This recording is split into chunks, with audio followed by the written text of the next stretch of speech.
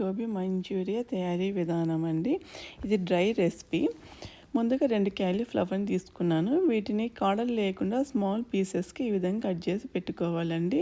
ఈ విధంగా కట్ చేసిన తర్వాత ఒక పెద్ద బౌల్లోకి తీసుకొని నేను వాష్ చేస్తున్నాను వాటర్తో.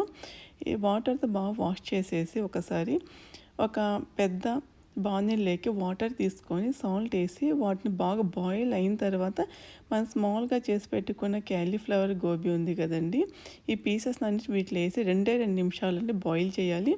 ఎక్కువసేపు బాయిల్ చేస్తే అది మెత్తగా అయిపోవడం అందుకు జరుగుతుంది. ఎక్కువసేపు బాయిల్ చేయకూడదు. 2 నిమిషాల తర్వాత వీటిని నీళ్ళు తీసేసి వడేయాలండి. వడేసిన వెంటనే మనం చల్ల నీళ్ళు పోయాలి, లేకపోతే ఎక్కువ కుక్ అయిపోయినట్టు అవుతుంది.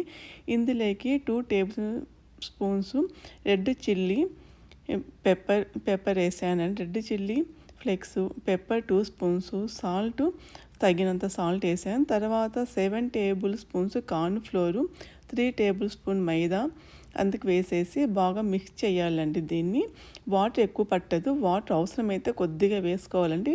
మొత్తం ఇట్లా కలిపేసుకుంటే డ్రైగానే ఉండాలా.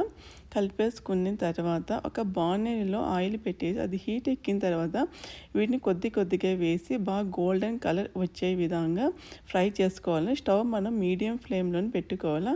ఈ విధంగా అంతా కాలిన తర్వాత గోల్డెన్ కలర్ వస్తాయి. తర్వాత ఫ్రై కోసం onions, green chillies, garlic small pieces cut చేసి పెట్టుకున్నానండి.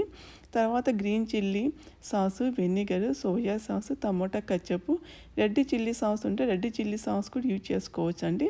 మొత్తం గోబీ కాల్ చేసిన తర్వాత ఒక బాణలో పెట్టుకొని అందులోకి ఆయిల్ వేసి onions, green chillies, garlic cut చేసుకుని అవన్నీ వేసేసిన తర్వాత అండి 1 టేబుల్ స్పూను కార్న్ ఫ్లోర్ వాటర్లో మిక్స్ చేసి వేయాలి. సోయా సాసు నేను 1.5 table spoon soya sauce, 3 table spoons green chilli sauce వేసానండి. 1 స్పూన్ టమోటా కచ్చప్ వేసాను. రెడ్ చిల్లీ సాస్ ఉంటే అది కూడా 2 టేబుల్ స్పూన్స్ వేసుకోవచ్చండి. వెనిగర్ 2 టేబుల్ స్పూన్స్ వేసాను. మనకు సాస్లో సాల్ట్ ఉంటుంది కదా, తక్కువ అయితే సాల్ట్ వేసుకోవాలండి. పైన గార్నిష్ కోసం కొత్తిమీర వేసి సర్వ్ చేస్తాను.